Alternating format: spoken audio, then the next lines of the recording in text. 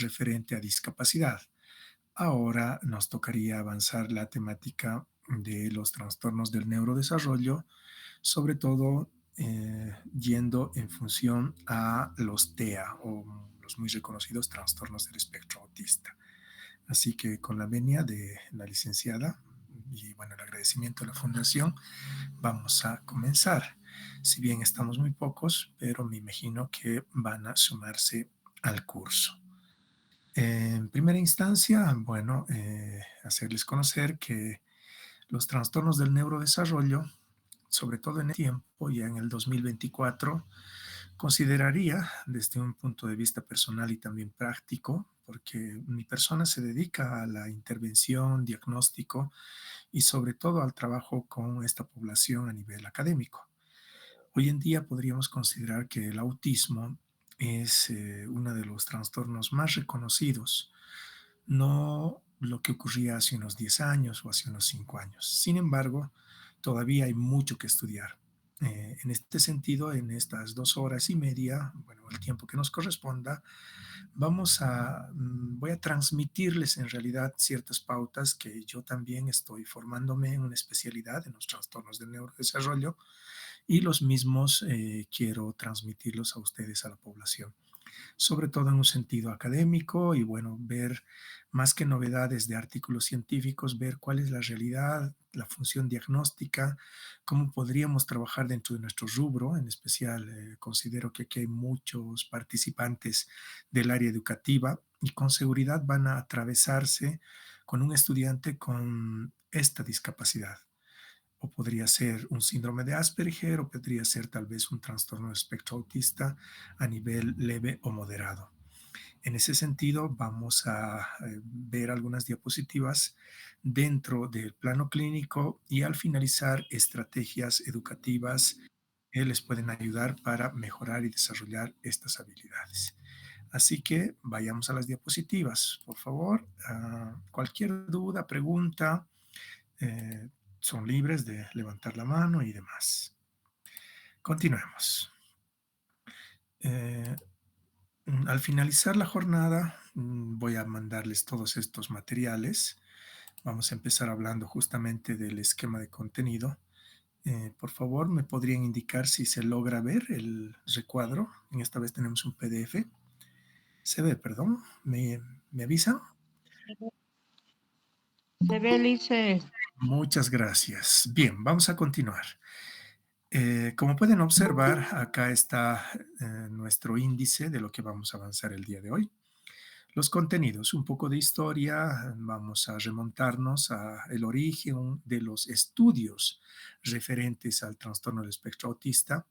También vamos a conocer la clasificación dentro de los manuales diagnósticos más reconocidos a nivel de psicología y psiquiatría, como es el DSM-4-TR, que si bien ya no debería estar en funcionamiento en nuestro país, muchos profesionales todavía lo utilizan, sobre todo por los indicadores de diferencia que existe con el nuevo manual que está en vigencia, que es el manual DSM-5.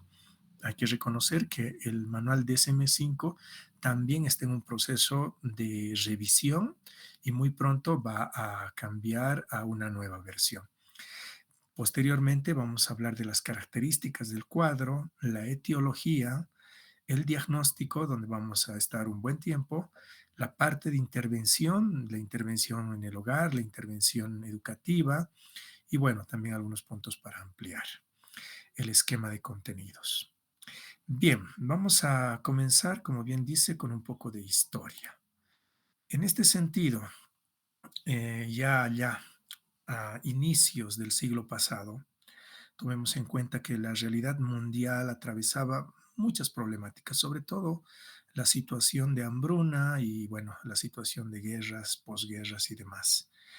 Esta autora, como pueden ver, de origen mm, rusa, bueno, en realidad sí es de Kiev, sabemos que Kiev es la capital de Ucrania, pero bueno, en esa época era la Unión Soviética y la Gran Rusia en realidad, encontró en un grupo de estudio de población a 6 niños con ciertas características que en aquel tiempo, pónganse a pensar, todavía no eran denominados como autistas.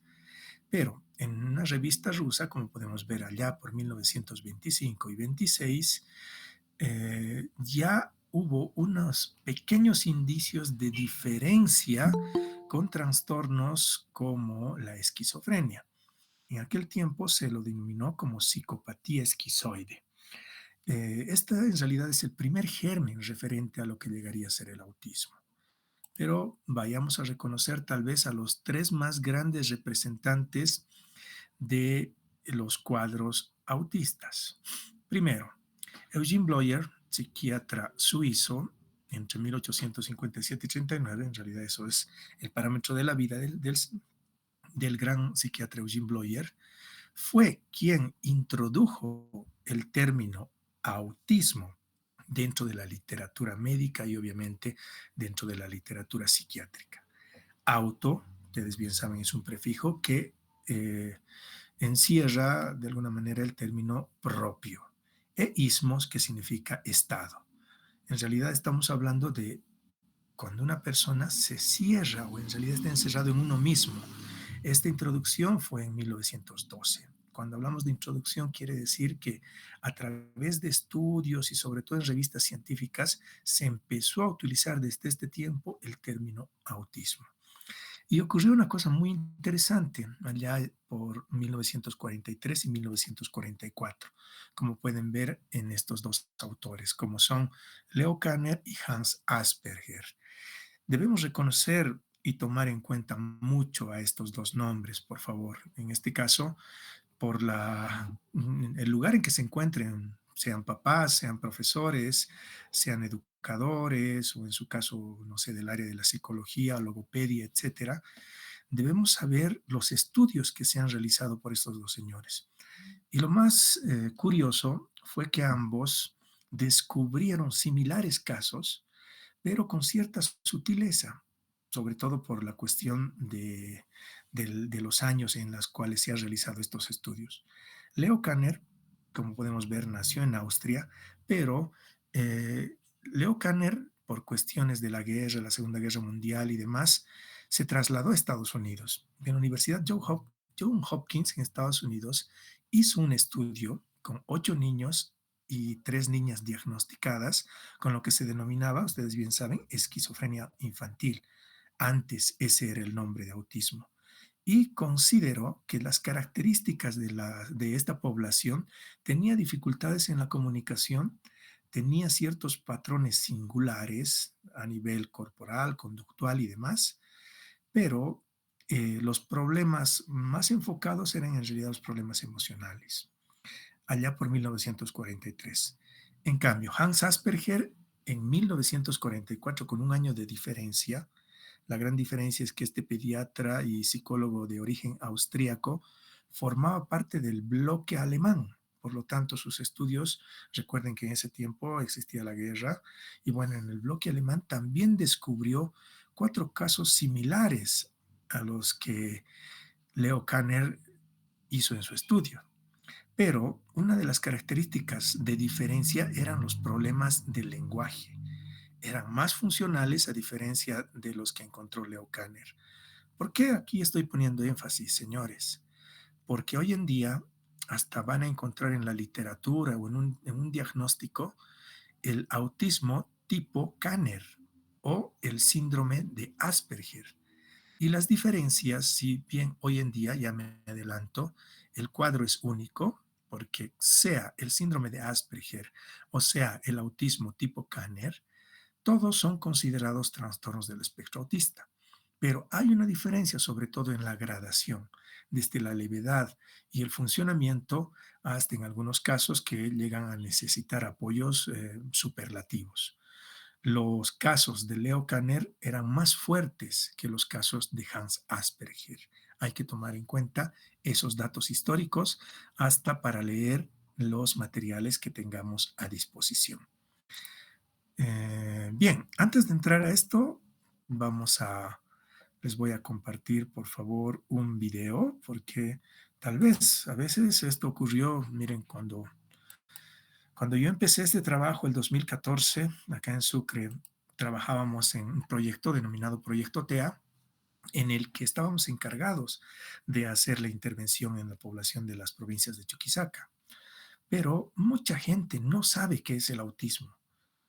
Se confunde, directamente piensa que el autismo o está asociado con autos o realmente estamos hablando de algo que no tiene nada que ver con enfermedades o trastornos u otros cuadros.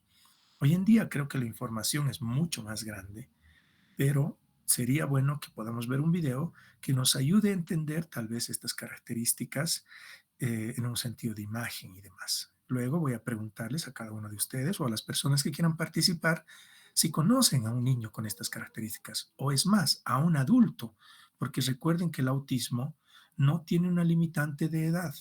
El autismo se presenta en la niñez, en la adolescencia, en la adultez y es un cuadro que se lleva de por vida. Así que les voy a compartir, por favor, es un video clásico de la Fundación Orange, no sé si lo han visto tal vez, que se denomina, perdón, a ver, vamos a comunicar, Academia de Especialistas. Me van a decir, por favor, si el audio se escucha. Ya se ve el video, me avisan si el audio está bien. Y si no, dejamos reproducir tranquilamente. Son 6 minutos, pero posteriormente a ver el video, quisiera que ahonden en las características de estos casos. Adelante. Todos los padres necesitan sentirse orgullosos de sus hijos, no solo por sus progresos en la escuela, sino también por las cosas que los hacen únicos. Los padres de las personas con trastorno del espectro autista también. Lo que los demás vemos como obsesiones, manías o rituales inútiles pueden ser formas de comunicarse y de hacer el mundo más manejable y lógico para ellos. Hoy vamos a asistir a una escuela particular, donde nuestros hijos nos enseñarán a mirar y entender de una forma diferente. Hoy es un día especial. Hoy es final de curso en la Academia de Especialistas.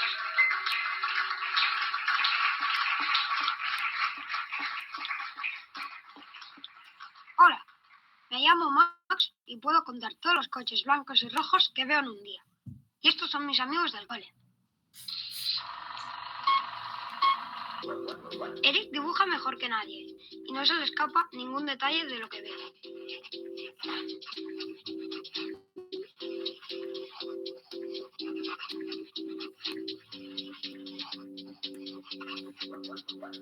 Ada puede localizar y eliminar todas las pelusas que hay en un cuarto.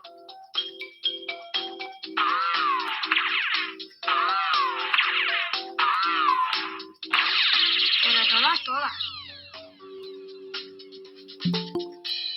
Violeta aprende cualquier canción con solo oírla una vez. ¡Tiene súper oído!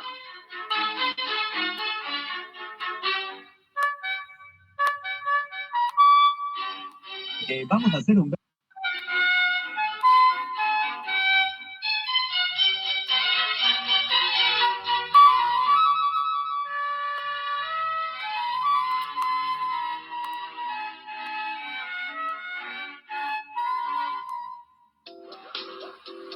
Lola colecciona las gafas de la gente que lleva gafas.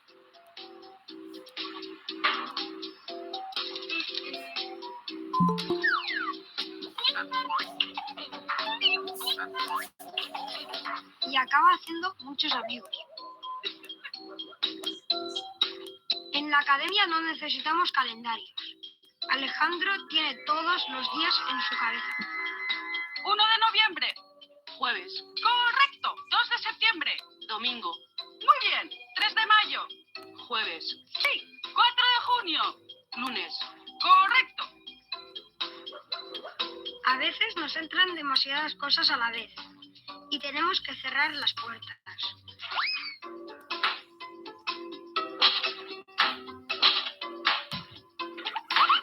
Martín es el campeón en cerrar puertas.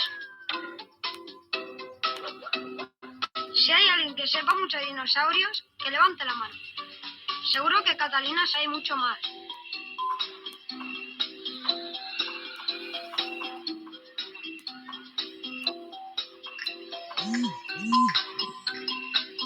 Es especialista en bichos.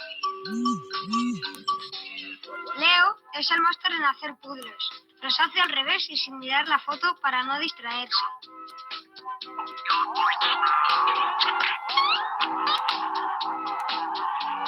Es un crack.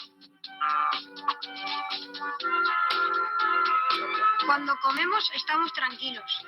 Edu ha ordenado las cosas para que todo esté en su sitio.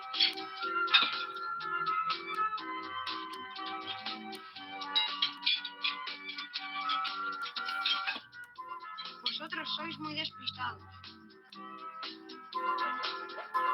Mi amigo Gabriel es un genio de los imitadores. Puede imitar a más de 100 personas. Hola, hola. Hola, hola. Ahora, Sofía, es un poco ya está cerrado. Luego ya te digo. Y te voy a decir una cosa. Yo llamaba por el anuncio. ¿Quién es este?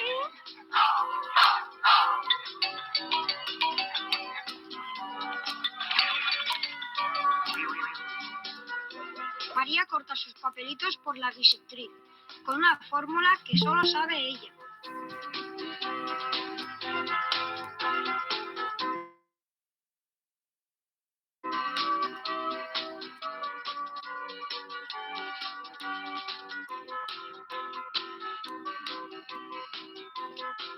Es súper lista. Para Berta, yo soy el número 3 de color verde. Ella ordena a la gente con números y colores.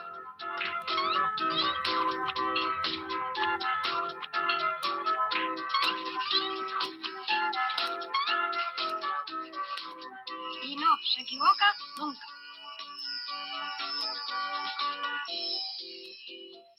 Todos estos superpoderes nos permiten ver cosas que vosotros no veis, y gracias a ellos nos sentimos seguros y protegidos. Estas habilidades para imitar, memorizar y ordenar le sirven además para defenderse del caos cotidiano, para orientarse en una sociedad con demasiada información y para poner un poco de lógica en todo lo que les rodea. El trastorno del espectro autista no es una enfermedad. Es una forma de desarrollo diferente. Y para ayudarles con las dificultades que eso conlleva, debemos darles un tiempo a su medida. Un espacio donde se sientan felices y tranquilos porque todo está en un orden lógico. Y una manera compartida de comunicarnos, procurando no darles demasiados estímulos a la vez para que no acaben desconectando. Las personas con TEA son más hábiles que nosotros en algunas cosas. Ven y sienten el mundo de una forma diferente a la nuestra. Los que estamos con ellos debemos escucharlos e intentar comprenderlos, pero sobre todo hacer que se sientan queridos. Ese es todo el secreto.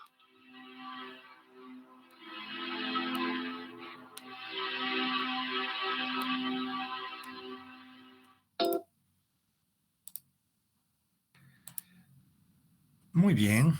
Bueno, espero que les haya agradado el video. Hace mucho que no lo veía, la Academia de Especialistas.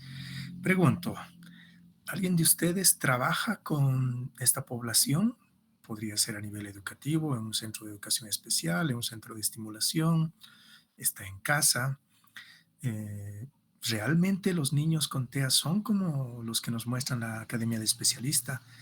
Porque hay que desmitificar algunos puntos, sobre todo reconocer que sí tienen muchas capacidades, pero a la misma vez también tienen muchas dificultades.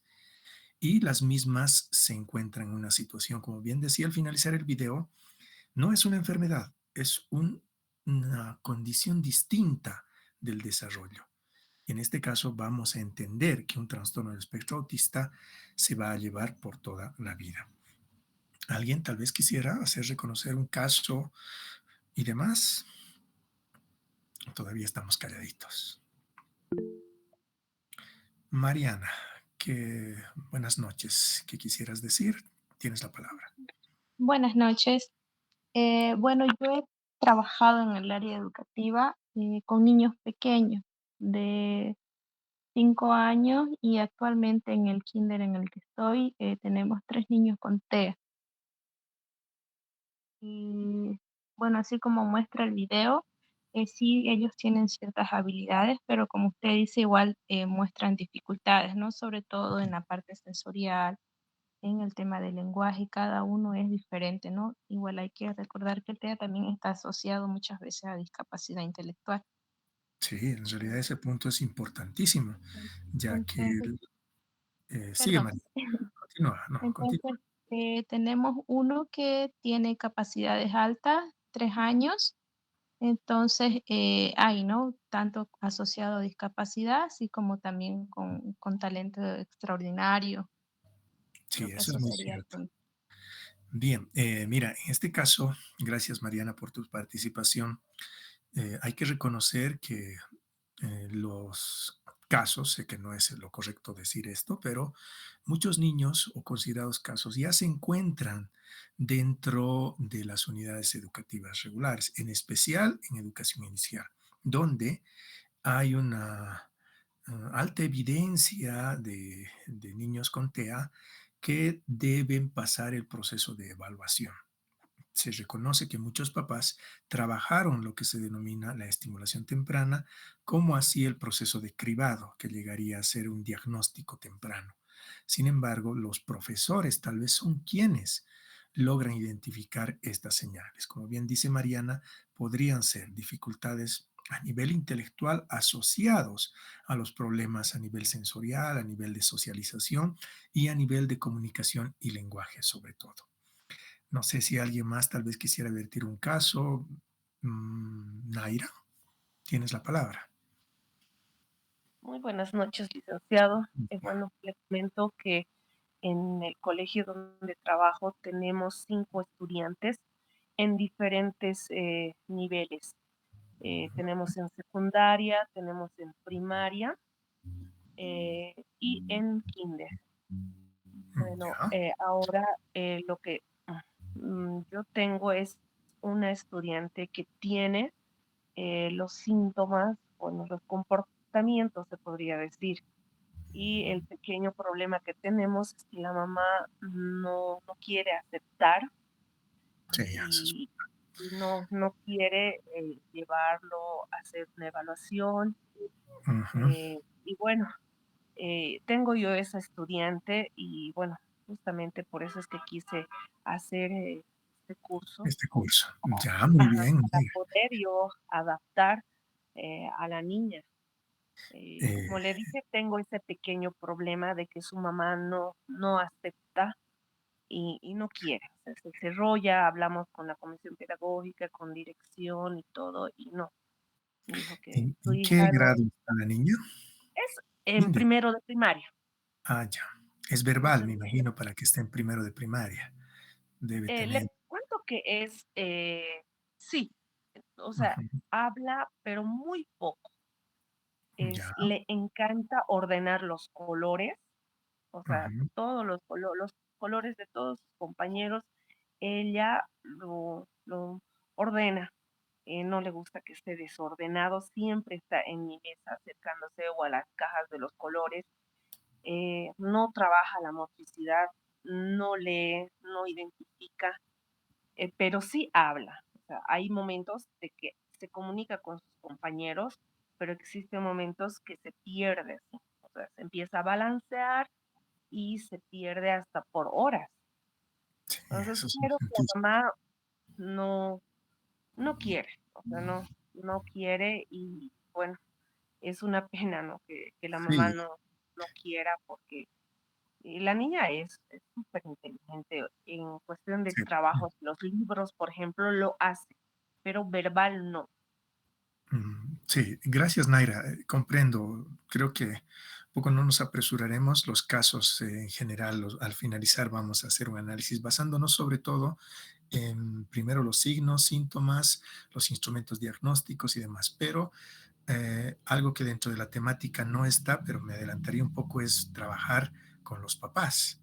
Eso ocurre en todos los tipos de trastornos, o hasta en este caso en algunos tipos de enfermedades. Es más de lo común ver cómo los papás no lo llamemos, no aceptan, sino que están en una etapa de aceptación, lo que se llamaría el duelo. La etapa de duelo, como bien sabemos, puede durar para muchos un año y para muchos puede durar hasta toda la vida. Debemos reconocer que Esto va a desmitificarse a través de la información y considero que es una muy buena estrategia que usted está haciendo estos cursos. Primero, ¿para qué? Para reconocer los signos y síntomas. Y con ese sentido, es más, yo le voy a pasar a la licenciada unos instrumentos de cribado que les van a servir para poder identificar casos y con esas, tal vez hasta el papá decirle, es necesario hacer una evaluación. Ya, si el padre todavía no reconoce o los papás están en un proceso de aceptación, también ellos tienen que llevar un proceso sobre todo de capacitación, con seguridad que los papás saben que su niña tiene dificultades. Sin embargo, en muchos casos, sobre todo a esta edad, esperan que a través de diferentes prácticas, técnicas y en algunos casos hasta por ciertas veleidades del cielo o de la fortuna, mejoren. Pero creo que en muchos casos estar preparados nos va a ayudar hasta justificar el por qué su rendimiento no avanza o por qué también necesita una adaptación curricular, como usted ha dicho. Bueno, vamos a avanzar por eso y justamente vamos a tomar los casos para resaltar lo que estamos viendo, ¿les parece? Gracias por su participación. Vayamos ahora para poder ver algunos puntos de interés. ¿Se logra ver la diapositiva? Sí, ¿verdad? Ahora sí. Bueno, como bien les decía, allá por 1943 Kanner encontró por eso casos con ciertas peculiaridades que hasta ahora también debemos tomar en cuenta. Los niños con TEA, en su gran mayoría, no podemos decir todos, pero tienen un aspecto físico normal. Es más, hablábamos con el grupo de trabajo que tenemos aquí en Sucre, alguna vez también fuimos a Cochabamba, y decimos hasta en un tono de broma que los niños con autismo hasta son muy bonitos. O sea, su aspecto físico no pareciese que tuvieran algún tipo de alteración. Con seguridad, los que vemos niños en el colegio tenemos que ver la conducta más que su aspecto físico. También es importante esclarecer que estas alteraciones tienen que presentarse desde la primera infancia. Ahí podemos leer, dice, desde el nacimiento, obviamente, pero las primeras señales o síntomas se presentan desde las 6 a 9 meses, desde los 6 a 9 meses, sobre todo en la sonrisa social y el contacto visual. Es importante ver que en la edad donde se ve mayor cantidad de señales está entre los 2 a 4 años. Sin embargo, ya estas tienen que aparecer desde estas primeras brechas. Es importante reconocer también, por favor, profes participantes, que el autismo no puede presentarse desde la adultez. ¿Qué quiero decir? Puede confundirse con otro tipo de trastorno. Ten- Hay que hacer siempre una evaluación previa. En este caso, si muchos trabajan con adolescentes, si no ha tenido una evaluación desde la primera infancia o desde la niñez, estaríamos ante otro cuadro que podría ser un cuadro, un brote psicótico, un tipo de esquizofrenia o una lesión cerebral.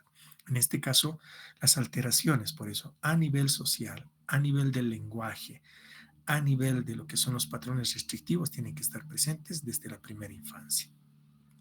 Avancemos.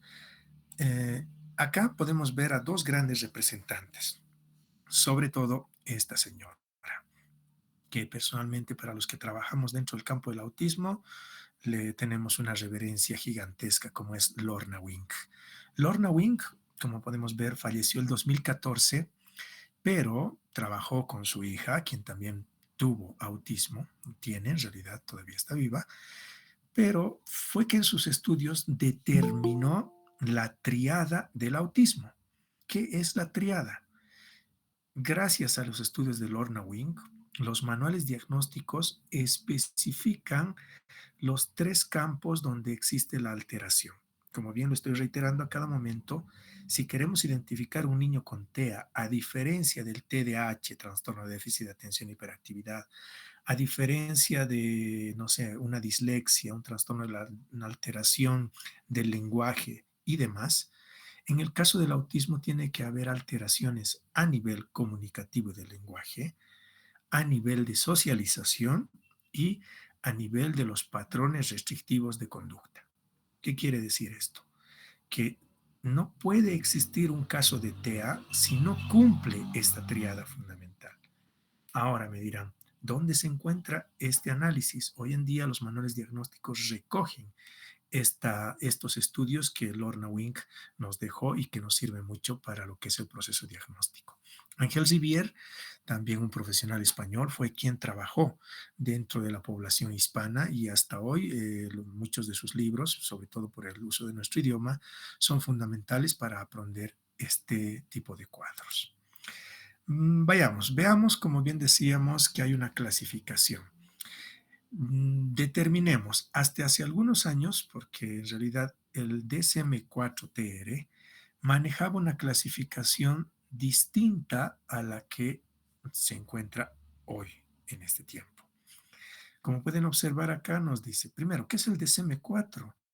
Es el manual diagnóstico de la Asociación Norteamericana de Psiquiatría. Por lo tanto, los estudios se llevan a cabo en Norteamérica, en Estados Unidos. Al igual que esta, hay otro manual diagnóstico, que es el CIE-10, que está avalado por, en realidad, lo que llega a ser la parte global del mundo. Pero en aquel tiempo, miren, estamos hablando de hasta hace unos 10 años, se reconocían 5 tipos de autismo, como pueden ver acá.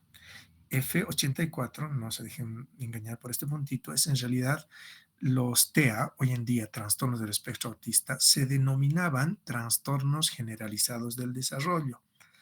Tengan mucho cuidado, todavía hay profesionales que manejan este término y ponen en los informes porque van a leer como profesores, como padres de familia o como profesionales un informe con un diagnóstico de trastorno generalizado del desarrollo. Si observan esa palabra, es autismo. Hasta el 2013 se utilizaba como un término que hoy en día ya debería olvidarse porque lo correcto y la forma correcta de denominar a la población que tiene este cuadro son persona con trastorno del espectro autista o persona, niño, adulto, como queramos denominar, con autismo. Por lo tanto, los trastornos generalizados del desarrollo en aquel tiempo albergaban 5 categorías: trastorno autista, trastorno de Rett, trastorno desintegrativo infantil, trastorno de Asperger y trastorno generalizado del desarrollo no especificado. Pero en la actualidad, como podemos ver en el último indicador, nos dice, en los últimos años se incorporó el término acuñado por Lorna Wink, que es trastorno del espectro autista. Hoy en día todos estos cuadros se han unificado y hay un solo diagnóstico, que es el trastorno del espectro autista, con niveles, o como bien vamos a llamarlos, con diferencias, sobre todo de levedad a gravedad. El trastorno de Rett es en realidad un trastorno que ya desapareció de la categoría del autismo y es reconocido como un trastorno a nivel de genes. Se ha determinado, en este momento no recuerdo cuál es la alteración específica, es una alteración genética y este hecho ocurrió mayormente en mujeres. Ha sido separado de lo que es el autismo. El trastorno desintegrativo infantil es considerado como un autismo, como el autismo de Kanner. Y el trastorno de Asperger, que con seguridad muchos conocen, también es considerado como el autismo de alto funcionamiento. Pasemos, no sé si están comprendiendo o tal vez necesitan alguna aclaración. Si alguien tiene alguna duda, todavía vamos a estar viendo algunos puntos fundamentales. Recuerden, esta clasificación ya no se emplea. La que se emplea es una general, que la vamos a ver. Pero en aquel tiempo, miren, la diferencia estaba sobre todo en el curso, la gravedad y los dominios afectados. Hoy en día todos estos cuadros son denominados autismo. Por eso, pero no quiero tampoco hacer una apología de la realidad de un manual diagnóstico. Muchos profesionales todavía manejan o manejamos, por ejemplo, el término síndrome de Asperger. ¿Por qué? Porque culturalmente y hasta a nivel de información hay películas, hay muchos reportajes y ya se utiliza hasta coloquialmente. Pero el síndrome de Asperger dentro de lo que es el diagnóstico ya es considerado como autismo, nada más. Vamos a pasar, por favor, a que podamos. Aquí es la parte importante. ¿Por qué? Porque es el manual diagnóstico, como bien sabemos, en vigencia. Por lo tanto, la definición del DSM debe tener tres grandes áreas de alteración. Una, a nivel de socialización. Como podemos ver, hay un retraso en el desarrollo interpersonal. A los niños, adolescentes o personas adultas les cuesta tener una buena gestión social, tanto a nivel de amistad, mucho más a nivel de lo que llegaría a ser el desarrollo del manejo de emociones, el enamoramiento en el caso de las personas adultas y demás. El otro punto, lenguaje y comunicación. No necesariamente, alguna vez me preguntaron, ¿todos los niños con autismo no hablan? No, en realidad hay niños con TEA que hablan y hay otros niños que no hablan. Pero la comunicación, que es un espectro mucho más grande, existe una alteración. ¿Por qué?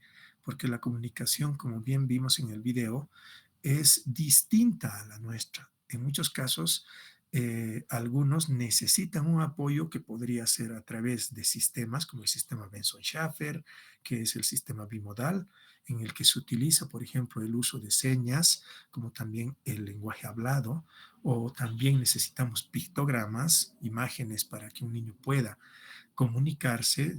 Hay, por ejemplo, programas como el PEX en el que manejan carpetas para poder comunicarse y otros chicos que manejan el lenguaje verbal pero tienen alteraciones a nivel fonético, fonológico, sobre todo a nivel pragmático y a nivel de sintaxis.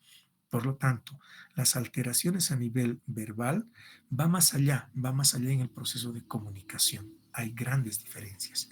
Y por último, el aspecto que es más visible, la conducta. Muchos de estos niños tienen problemas de comportamiento, pero no es porque sean dentro de la línea de los desafiantes, los oposicionistas desafiantes, disociales o problemas de conducta grave, sino que son formas de comunicar incorrectas para la comunidad en que nosotros nos basamos en una comunicación verbal, ¿verdad? Hay mucha rigidez, tanto en el pensamiento, sobre todo estos son los patrones de seguir lineamientos y rutinas, como cuando éstas se quebrantan, la conducta aflora, sobre todo la conducta desadaptativa. No me van a dejar mentir, como podemos ver en el curso, muchos de los de ustedes trabajan con niños con TEA, pero la pregunta sería, ¿vemos estas peculiaridades? Por ejemplo, caminar por el mismo lugar, llevar la misma ropa, comer ciertos alimentos, y cuando no van por el mismo lugar, utilizan otra ropa y comen otros alimentos, ¿qué ocurre? La conducta desadaptativa, tanto a nivel de lo que llegaría a ser ausencias, como también a lo que llegaría a ser explosiones a nivel de conducta. Y bueno, vamos a ver después algunos casos específicos. Como bien les decía, pero en el caso del DSM-5 y el CIE-10, que son los manuales diagnósticos que se utilizan, la tríada fundamental se ha reducido a dos cuadros. ¿Cómo es esto? Que se han fusionado los déficits sociales, las dificultades de manejo social y los problemas de comunicación. Esto estamos hablando en la evaluación. Esto se encuentra en los manuales diagnósticos. Y el otro índice de evaluación son los intereses fijos y los comportamientos repetitivos. Esta es una palabra muy común que tienen que aprender, las estereotipias. El movimiento estereotipado es a nivel corporal, pero hay estereotipias, verbales, como también estereotipias de otro tipo. Es importante ver que ahora con estos manuales, si bien se está reduciendo o unificando, como yo lo denomino, pero los indicadores de evaluación son los mismos y nosotros tenemos que tener conciencia de reconocer estos a través de nuestra observación. Continuamos, por favor. Características. Martos, el 2000 12 definía un cuadro de TEA como el siguiente. Trastorno del neurodesarrollo que se manifiesta por una alteración de aquellas funciones esencialmente humanas que se gestan en los primeros años de vida y se caracteriza por la interacción social recíproca alterada, la alteración cualitativa de comunicación y el lenguaje verbal y no verbal, repertorio repetitivo y restringido de conductas e intereses con resistencia a cambios y problemas de simbolización. Miren, esta es una definición buenísima. ¿Por qué? Porque alberga o reúne todas las dificultades o donde existe la mayor cantidad de dificultades de niños y adultos con TEA. Sobre todo, debe presentarse desde los primeros años de vida. Debe haber problemas de socialización. Debe haber alteraciones singulares de la comunicación. Su lenguaje verbal y no verbal debe tener esta alteración cualitativa. Su repertorio es reiterativo, como también restringido a nivel conductual y a nivel de intereses. Luego les voy a contar casos que son muy hasta graciosos. Con resistencia a cambios, como bien les decía. Y este es otro punto fundamental, lo que llega a ser lo simbólico o los problemas de simbolización, que significa esa incapacidad o dificultades para poder representar, utilizar la teoría de la mente, que lo vamos a ver posteriormente. En este caso nos dice, estas alteraciones son evidentes antes de los 36 meses, como podemos ver, hasta antes de los 3 años en casos, como se denominarían los casos de un cuadro de TEA tipo Kanner, se presentan más los signos hasta antes de los 36 meses. En cambio, en los casos que son tipo Asperger son más tardíos. ¿Por qué? Por esa sutileza, como bien dijo una de las profesoras, existentes en el manejo de la capacidad intelectual como en el lenguaje. Por experiencia, sobre todo en el área de diagnóstico, los casos más difíciles de evaluar son los casos de los niños con capacidades cognitivas altas. En especial aquellos que se llaman los savants, que los denominamos como los genios o los brillantes. Es complicado establecer si estarían dentro de un cuadro autista como aquellos que tienen capacidades de lenguaje superiores. En los casos de Kanner son mucho más evidentes porque las conductas son más claras. Sigamos. Bien, aquí hay ciertas características que, bueno, vamos a utilizar otro tipo de material, pero nos da tiempito para un pequeño videíto. Y sobre todo, que si alguien tiene tal vez alguna pregunta, les doy la palabra. ¿Alguna pregunta hasta aquí, señores? Buenas noches, licenciado. Yo tengo una consulta. Los manuales que determinan el nivel de trastorno, ¿no? El DSM-5 y el Sí, CS-10. sí. Uno es mejor que el otro y una persona que no es psicóloga la podría aplicar. Ya, buena pregunta. Primero, son manuales de acceso para toda la población, pero son manuales que sí, evidentemente, tienen que utilizarlo para el diagnóstico profesionales. No existe una diferencia grande. Es más, el CIE-11 está llevado a cabo por la Organización Mundial de la Salud. Su espectro de atención está más en Europa y supuestamente tendría que estar aquí en Bolivia, en los países latinoamericanos. Pero es un poco gracioso. Vamos, no sé, a Perú o a Venezuela, muchos utilizan el CIE, pero acá en Bolivia manejamos más el DSM-5. Me imagino que tal vez es porque la psicología norteamericana tiene una visión amplia en nuestro país y los reconocemos en gran escala. Ahora, los profesionales, para hacer un diagnóstico, hay también esta pregunta: ¿quiénes son los profesionales más capacitados para llevar a cabo un diagnóstico? Son los siguientes: un neuropediatra, un psicopedagogo, un psicólogo y una persona que ha sido capacitada para utilizar instrumentos como por ejemplo el A22, aquí tengo una versión, bueno, hay otros instrumentos más. Pueden utilizar estos y obviamente sacar un diagnóstico.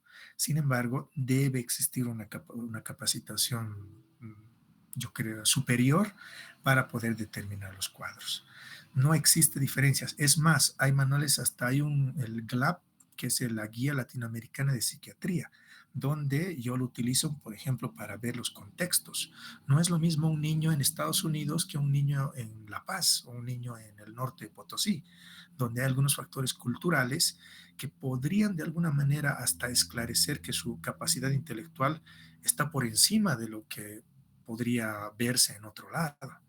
Eso es importante, pero no hay mucha diferencia. Pero sí tiene que haber una capacitación. Comúnmente estos manuales también, no, ahí ingresan todos los cuadros de salud mental, cuadros psiquiátricos, en realidad alteraciones de personalidad, alteraciones del desarrollo, tipos de esquizofrenia, psicopatías.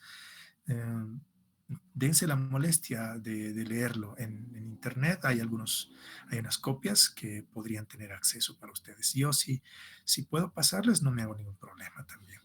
Pero sí debe haber una capacitación, Brenda. ¿De acuerdo? O respondí tu pregunta, o no sé si tal vez estaba bien. Sí, sí, muchas gracias.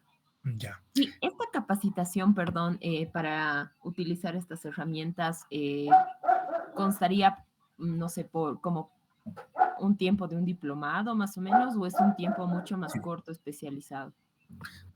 En realidad, lo primero es tener títulos de las áreas que le expliqué y posteriormente sí hay que hacer, son cursos a nivel de diplomados, a nivel de formación y en algunos casos instrumentos propiamente dichos tienen un tiempo de unos 2 o 3 meses. El caso de la Diere o el caso de la CASIA o el A22. Después, la formación en general de autismo como mínimo deben tener un diplomado en manejo del trastorno del espectro autista. Eso sí, es indudable, porque el manejo del diagnóstico hay que ser muy sutiles. Y miren, justamente hablando, Brenda, voy a mostrarles un pequeño video de tal vez, me gusta este video porque nos dice cómo será el día a día o el ver, el percibir de un niño con autismo. Veamos y un poco fijémonos, como bien vemos que es una condición donde es distinta a la nuestra, las alteraciones que para nosotros nos pareciesen para nada agresivas, para ellos lo son. Veamos este video, es rapidito, son 2 minutitos. Y bueno, me dan a conocer su parecer. Podemos ver, dice, así es como un niño con autismo percibe el mundo.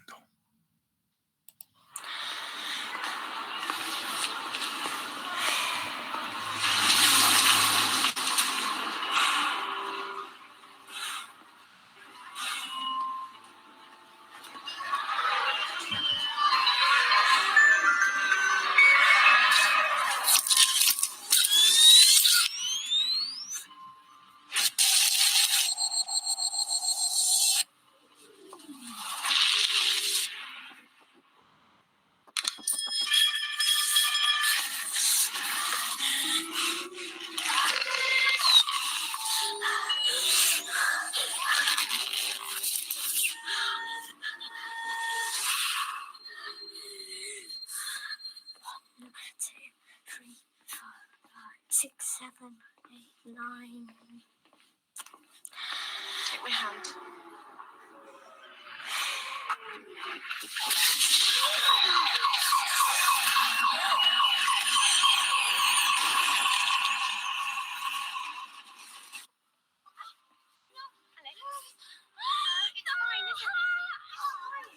I'm not naughty. I'm autistic. And I just get too much information.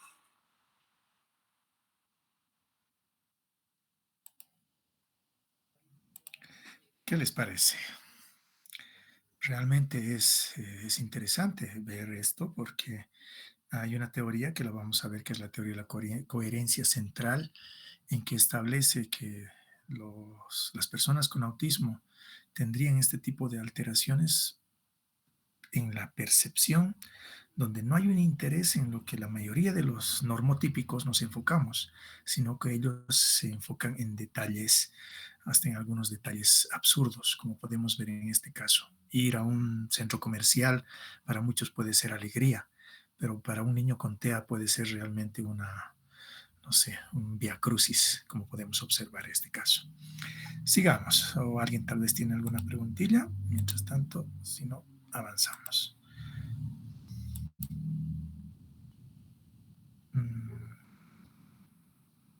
Continuamos, ¿no?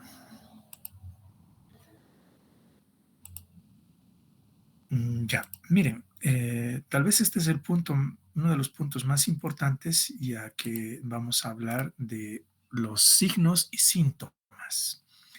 Yo les voy a mostrar, en este caso, aquí podemos ver, hay un montón de cuadros a nivel de internet y demás que podrían ustedes reconocer, como pueden ver. ¿Cuáles son las señales más comunes de un niño con TEA? Evitar la mirada a sus pares, no tener un lenguaje como el natural, podemos ver, la ecolalia, como se denomina la repetición en eco, la probabilidad de parecer un niño sordo o la desobediencia, la existencia del juego solitario, no existir juego simbólico, no compartir con otros compañeros el juego, la preferencia, como puede ser la televisión, el celular, algunas conductas motoras alteradas, temas reiterativos a nivel de lo que llega a hacer cosas que les gusta, como bien decía una de las profesoras, el juego a nivel de alineación de autitos, animales u otros objetos, el exceso de observación ante luces, brillos y demás, la selectividad de alimentos, la hipo e hipersensibilidad, como vimos en el video. En este caso son muy sensibles, no solamente a nivel auditivo, la escasa noción de peligro, los berrinches superlativos y demás. Quisiera mostrarles, y esto va dentro de los instrumentos que se emplean a nivel de diagnóstico de cribado. Este documento que está acá, por ejemplo, el 2014, acá en Sucre y en diferentes provincias, entregamos a varias unidades educativas. Es el MChat. El MChat es una prueba preliminar que la mayoría de nosotros podemos utilizarlos. Como bien decía la profesora, hay algunos papás que dicen, no, mi hijo está bien, pero nosotros como educadores y con estas capacitaciones nos damos cuenta que hay algo raro. Y en ese mismo sentido, debemos tomar en consideración que estas alteraciones podrían ser un cuadro autista. Este es un instrumento que nos sirve para poder llenar y ver si varios de los indicadores son positivos. Es un indicador de necesidad de un diagnóstico. Y aquí están, por ejemplo, la mayor cantidad de signos que podemos observar en un niño con autismo. Estas imágenes, por ejemplo, las hicimos acá. Y hagamos una actividad mental. Cada uno, me imagino que trabaja en el área educativa o clínica, pónganse un caso, un niño que esté en su mente. Puede ser Juan, puede ser Pedro. Y hagamos esta evaluación uno por uno. Y si alguno al finalizar me dice, licenciado, qué curioso, pero conozco a un niño que tiene gran cantidad de estas alteraciones. ¿Qué debo hacer? Lo más recomendable es decirle, tu hijo tiene que pasar un proceso de diagnóstico. Veamos. Primer indicador, son por si acaso 20 preguntitas, así que está facilito. Si usted señala algo al otro lado del cuarto, ¿su hijo lo mira? Como podemos ver, aquí hay dos imágenes. Si ocurre esta imagen, cuando le dice, mira, allá hay un muñeco y el niño está perdido, es un signo negativo. En cambio, cuando la mamá solamente indica y el niño, como pueden ver acá, mueve la pupila y observa, ya hay un rol de comunicación, lo que se denominaría una integración de comunicación. Este es un punto positivo. Cuando hablo de negativo, quiero decir que es algo que va más referente al autismo. Positivo es un signo favorable a la inexistencia de un TEA. ¿Alguna vez se ha preguntado si su hijo es sordo? Como pueden ver acá. Juan, Juan, Juan le llama. Y el niño no hace caso a su nombre. Obviamente, aquí lo primero que tiene que establecerse, si vemos que tu hijo no hace caso, tal vez sí es sordo o en su caso presenta hipoacusia. Lo más recomendable es hacer entonces un estudio audiométrico antes que barajar la presencia de un autismo. Pero si es un niño que escucha otro tipo de sonidos con normalidad, pero no responde a su nombre o no hace caso, también es un indicador negativo de probabilidad de autismo. 3. ¿Su hijo juega juegos de fantasía o imaginación? Observen, algo que es muy común en nuestro país, jugar con un muñeco, una muñeca y darle de comer. Ahí ya vemos el juego simbólico, donde el niño toma el rol de papá o mamá y el muñeco el rol de un niño, y el juego simbólico, la existencia está sobre todo en la comunicación. Por ejemplo, podrían decir, ahora el bebé va a comer. Abre la boca, hijito. Si un niño a la edad de unos 3, 4 años no realice este tipo de juegos, es un indicador negativo. Lo más prudente es que el niño lleve a cabo juegos simbólicos de fantasía e imaginación. 4. ¿A su hijo le gusta trepar a las cosas o a los muebles? Miren, la imagen clásica de la cocina, los papás saben que es un niño que le gusta mucho el pan, pero saben que come demasiado o en su caso le hace daño y colocan la parte superior de la alacena. Un niño si sube sin darse cuenta, sin importarle el peligro, es un indicador negativo. ¿Por qué? Porque el niño tendría que tener nociones de autocuidado. Y no solamente estamos buscando el asunto de trepar, ¿no? Sino de acceso a lugares que realmente no están hasta para su desarrollo natural. El subirse, el esconderse, el trepar sin ver el peligro es un indicador negativo. 5. Su hijo hace movimientos inusuales con sus dedos cerca de sus ojos. No sé si logran verme aquí o tal vez no, pero imagínense en el cuadro como está ahí presente. Los niños manejan el movimiento de sus dedos como si estuviesen viendo mixturillas y hay un movimiento o aleteo, pero este aleteo sobre todo es el manejo de los dedos a nivel de los ojos. Y aquí podemos ver una conducta neuromotora. Este tipo de conducta y otras conductas a nivel motriz, señores, lo presentan muchos niños. Por ejemplo, un niño cuando se alegra puede hasta saltar de la alegría. Recreo, ¡ah! Pero este tipo de alteraciones inusuales tiene que ocurrir con frecuencia. Tiene que llevarse a cabo en todo contexto, en casa, en la iglesia, en el pasillo, en el colegio. Por lo tanto, hay que tomar en cuenta la inusualidad, porque si vemos que lo realiza, no sé, por signos mayormente de alegría, no estamos dentro de un cuadro de autismo, pero sí lo realiza de forma constante, estaríamos también dentro de un signo que estaría más dentro de un cuadro TEA. 6. ¿Su hijo señala con un dedo cuando quiere pedir algo o pedir ayuda? Miren, aquí hay un indicador más bien favorable. Si ustedes observan en un niño o en uno de sus alumnos que solicite las cosas a través de la señalización, es algo bueno. Los niños que señalan utilizan su capacidad de comunicación corporal para poder alcanzar algo. Un indicador negativo, señores y señoras, es la instrumentalización del cuerpo. ¿Qué quiere decir eso? Cuando el niño, a pesar de la distancia, que puede ser una distancia como aquí podemos ver, la botella está arriba de la alacena, pero en muchos casos hasta la botella puede estar a la cercanía del niño, pero utiliza a su padre o a la persona adulta llevándole de la mano para que le alcance el instrumento o lo que está solicitando. Puede ser un juguete, comida, etcétera. Ese sí es un indicador malo, la instrumentalización de otros y no solamente por la distancia, en cualquier momento y lugar. 7. Su hijo señala con un dedo cuando quiere mostrarle algo interesante. Acá también, miren, aquí hay una pequeña sutileza.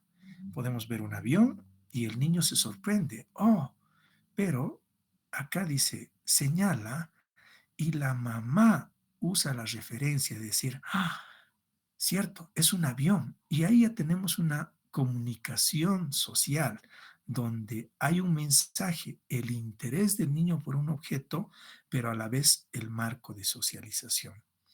Esto es muy interesante.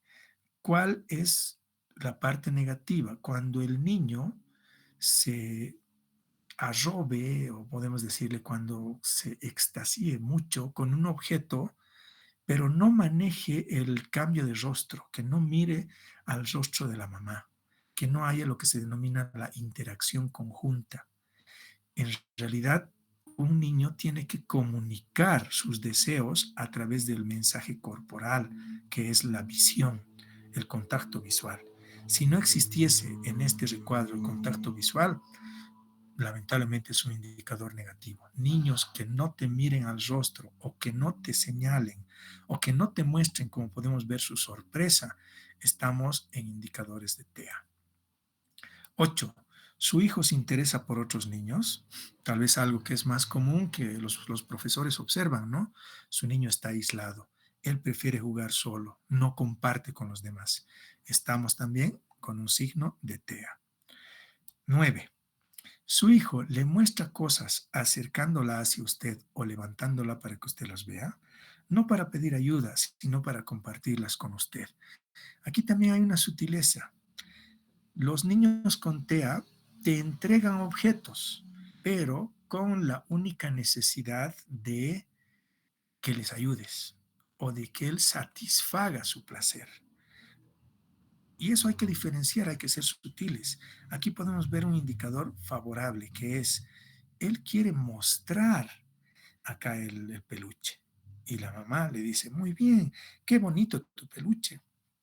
Pero ¿qué pasaría si fuera, no sé, una envoltura o una pastilla y le entrega a la mamá? ¿Cuál es el fin? De que la pele, de que le ayude a abrirla y el niño ya tiene la recompensa y se va. Ese es un indicador negativo. En cambio, el de ofrecer, que en este caso es una muestra de sentimientos, hasta de apego emocional, es un indicador negativo. Pero positivo, perdón. El negativo es que nos utilicen a los adultos como instrumentos de satisfacción de deseos, como podemos ver acá. Miren, aquí está. Le pide algo para que abra. No es lo correcto. 10. Su hijo responde cuando usted le llama por su nombre, lo que les decía. La respuesta al nombre es positiva. Hay un ejercicio que dice, hay que llamar a un niño por la espalda 5 veces. Si no escucha, bueno, entonces estamos entre una alteración cualitativa a nivel auditiva o es también un signo TEA. Aquí podemos ver, responden uno y en el otro no. 11. Cuando usted sonríe a su hijo, él o ella sonríe de vuelta. Miren, aquí ya nos encontramos en lo que se denomina la sonrisa social, que ya se presenta desde los 6 meses. Mamá comúnmente observa al niño y sonríe. Si el niño responde esa sonrisa con otra sonrisa, estamos ante la presencia de un indicador favorable, que es la sonrisa social. Pero si el niño mantiene una cara plana, como denominamos una cara de póker, estamos también ante un signo TEA. Sigamos, ya estamos en el 12. Le molestan a su hijo los ruidos cotidianos. Bueno, creo que este tipo de relojes no son tan comunes ya en nuestro país, pero con seguridad las hay. Pero algunos sonidos que irriten al niño de forma constante, comúnmente podrían ser la licuadora, no sé, una casa donde hayan motocicletas, o como, bueno, acá en mi barrio pasa un montón de automóviles y el sonido de los automóviles en la calle, que sean molestos, en este caso, también es un indicador. Mire, este parece sencillo, su hijo camina. ¿Qué tiene que ver la motricidad con el autismo? Mucho, sobre todo para ver la inusualidad. Muchos niños se pueden pasar las 24 horas del día moviéndose. ¿Es algo positivo o negativo? Es totalmente negativo porque es inusual, como también el aletargamiento. Es muy importante el desarrollo de la motricidad, pero se recomienda que haya un manejo funcional, porque como bien decía en el video, ellos tienen excesiva información en su cerebro y por esa cantidad excesiva también tienen bastante hiperquinesia, se movilizan por todo lado, por lo menos gran caso de los niños con TEA. Su hijo le mira a los ojos cuando usted le habla, juega con él, ella o le viste. Contacto visual, indicador primario de información del autismo, o con todos. Nosotros nos comunicamos con los ojos. Cuando no hay este contacto visual es un indicador alto de TEA. Su hijo imita sus movimientos, como podemos ver acá. Hay que tomar en cuenta esto y diferenciar de lo que llegaría a ser un movimiento hasta o la ecolalia a nivel de lo que es el lenguaje. Pero el movimiento tendría que nacer de forma espontánea. La imitación es un buen indicador. Que un niño no imite es un mal indicador, pero también podríamos decir si la imitación no tiene funcionalidad. Muchos niños con TEA utilizan diferentes rituales en su vida, como decir, por ejemplo, palabras, movimientos que aprenden, pero si lo hacen de forma constante no es un buen indicador. En cambio, la imitación funcional, hasta graciosa, sí lo es. Usted se gira al ver algo, su hijo trata de ver lo que está usted viendo. Miren, comúnmente nos ocurre, nosotros como personas adultas vemos hasta para cuidar a nuestros niños un poco más allá. Aquí podemos ver la mamá está viendo un automóvil. ¿Quién sabe? Es un automóvil que está expeliendo mucho gas y el niño le observa a los ojos. Y después de ver que la madre está viendo el automóvil, el niño da la vuelta a la cabeza y también mira el mismo objeto. Este es un indicador muy positivo. Si un niño se dedica a ver solamente los objetos y no hace esta triada, no es algo saludable. La comunicación social se manifiesta mucho con el cuerpo. Su hijo busca que usted le vea. Miren, aquí hasta les preguntaría, ¿es bueno o es malo? Sí, es bueno porque él quiere ser el centro de atención, pero no tiene que ser de forma disfuncional. En muchas ocasiones los niños con TEA quieren llamar la atención con berrinches, quieren llamar la atención con cosas estereotipadas.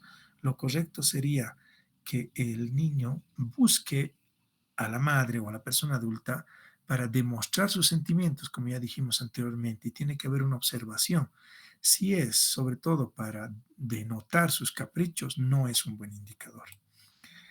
Su hijo le entiende cuando usted le dice que haga algo. Ya hablamos dentro de un plano de comunicación y el lenguaje comprensivo. Acá le dice, Juan, ¿dónde está tu peluche de payaso? Juan, sin necesidad de hablar, va y le entrega el payaso. Podemos ver, le entiende. No hay necesidad de comunicación lingüística, pero sí de lo que llega a ser el lenguaje comprensivo. Si no existe esto, si al niño se le habla por muchos tipos de canales y no entiende, también es un indicador TEA. Si algo nuevo pasa, su hijo mira su cara para comprobar cómo usted se siente al respecto. Aquí vemos el manejo emocional. Si los niños entienden la gestión de los sentimientos en nuestro rostro, ¿será que los niños se dan cuenta cuando estamos enfermos, cuando estamos tristes? Aquella persona que sí se dé cuenta es algo bueno y normal. En cambio, los niños con TEA no hacen una buena lectura de las emociones en las otras personas. Y el último punto, ¿le gusta a sus hijos las actividades de movimiento? ¿Sería positivo o negativo? En este caso, el excedente de movimiento no es un buen indicador. Obviamente sí se puede jugar, como podemos ver acá, está en las rodillas de la mamá, pero no es necesario exceder en tiempo o ser reiterativo en estas conductas.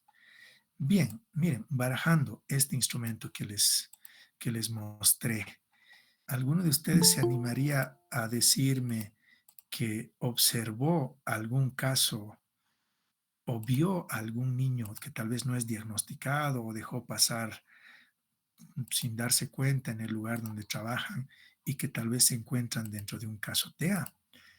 ¿Qué podrían decirme haciendo esta evaluación que lo hemos hecho? ¿Alguien quisiera dar a conocer un caso?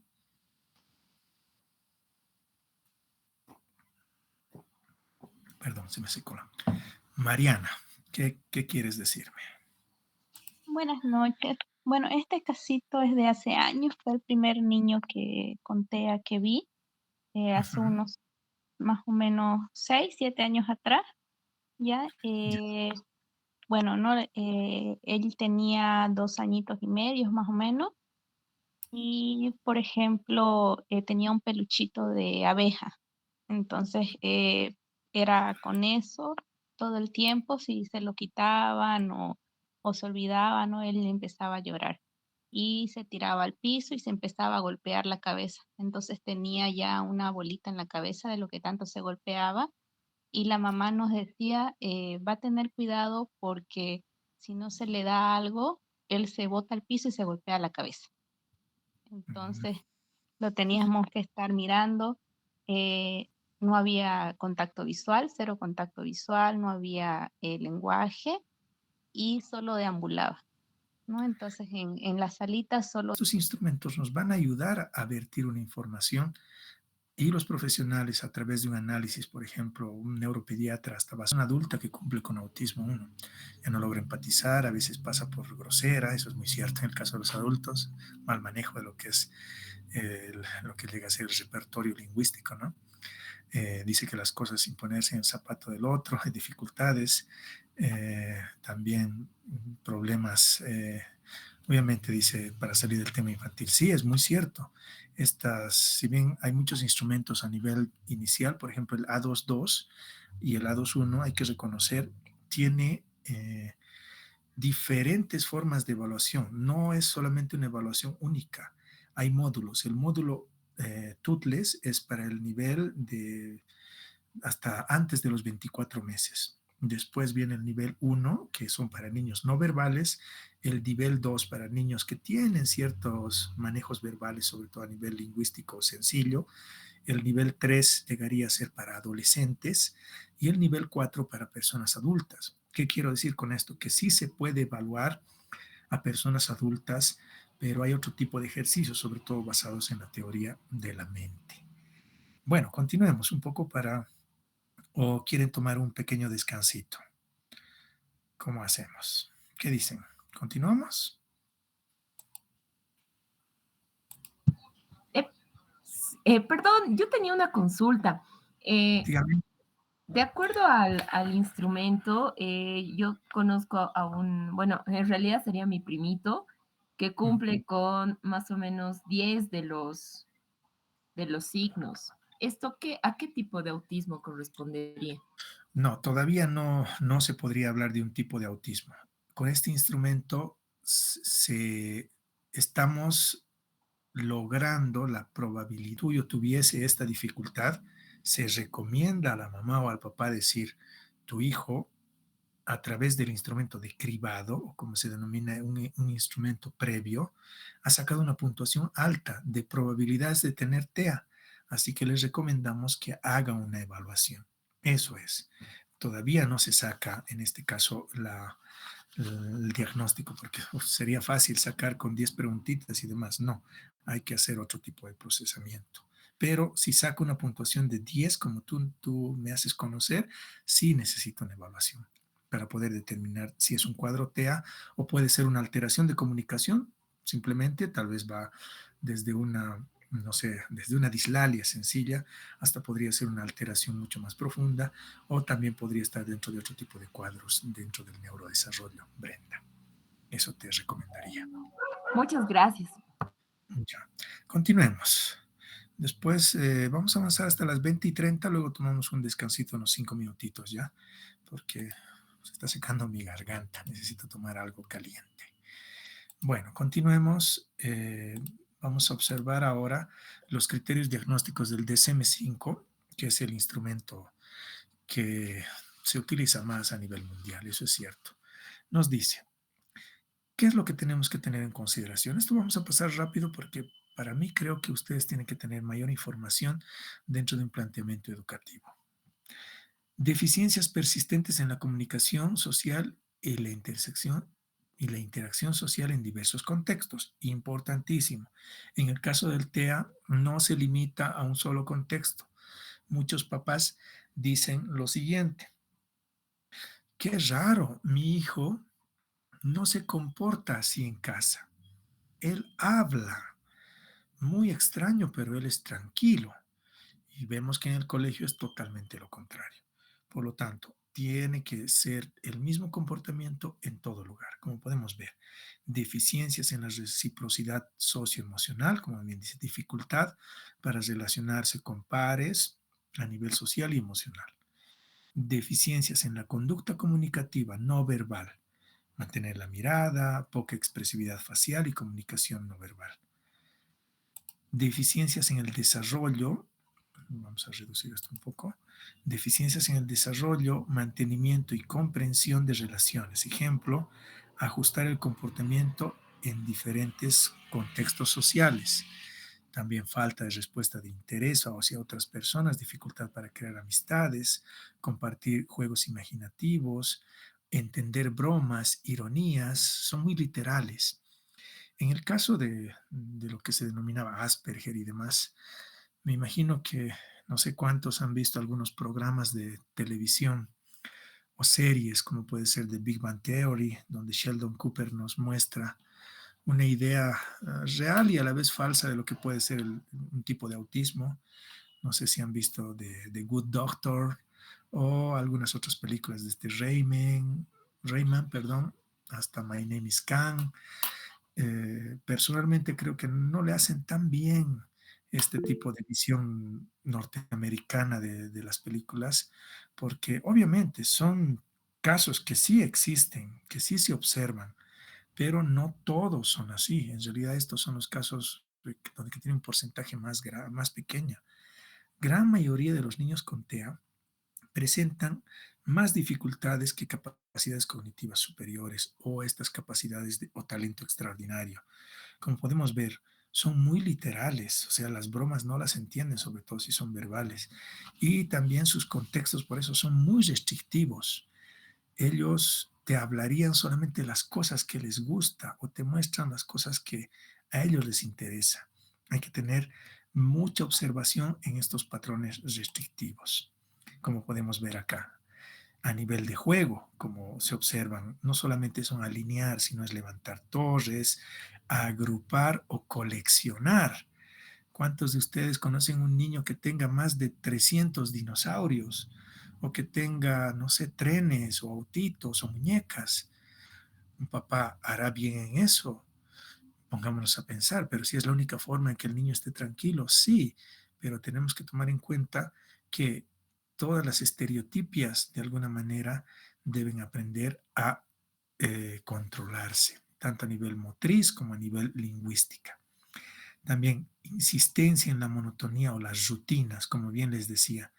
Son casos hasta muy llamativos, chicos que caminan hasta como en las aceras, ¿verdad? Hay como un delineado de cuadros y ellos no quieren pisar esas líneas, sino que van saltando como si estuvieran en el río.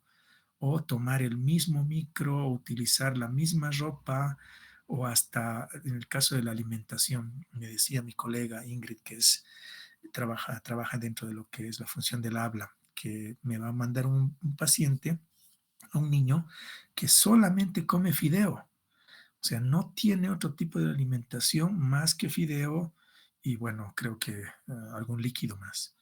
Pero imagínense qué tipo de desarrollo va a tener un niño que se alimente solamente de fideo. Y además hay que tomar en cuenta que hasta hay ciertos estudios que no son tan certeros, por lo menos no están muchos profesionales de acuerdo en estos estudios, pero sí se sabe que la dieta también tiene que controlarse, sobre todo el exceso de gluten.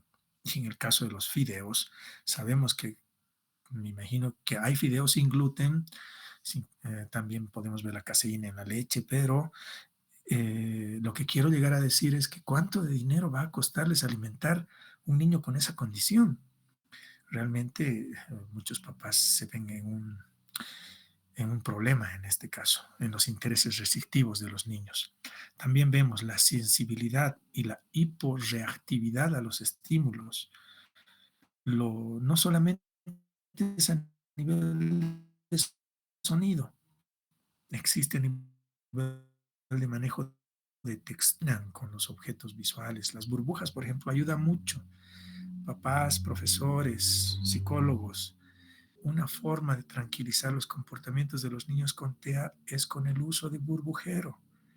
Manejen, pero no lo manejen de manera que el niño se aburra con eso, pero le va a servir para que ponga atención a algunos estímulos y logre tranquilizarse para que cuando llegue a la meseta de agresividad baje de ella tranquilamente. Pero también esta hiposensibilidad se manifiesta mucho. Aquí vemos el caso, ¿verdad?, de Sheldon Cooper, pero ya aquí vamos a ver algunos datos.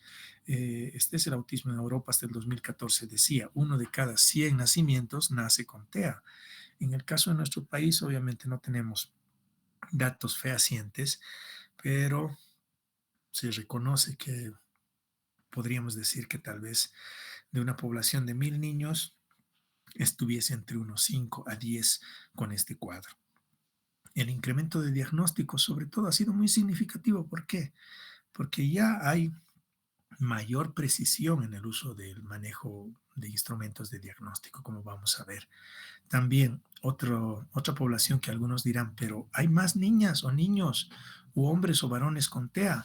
En este caso, la prevalencia está en los varones, pero también existen casos de mujeres o niñas con TEA que también tienen signos similares, pero bueno, a nivel de números podemos ver que está en situación inferior a los de los varones.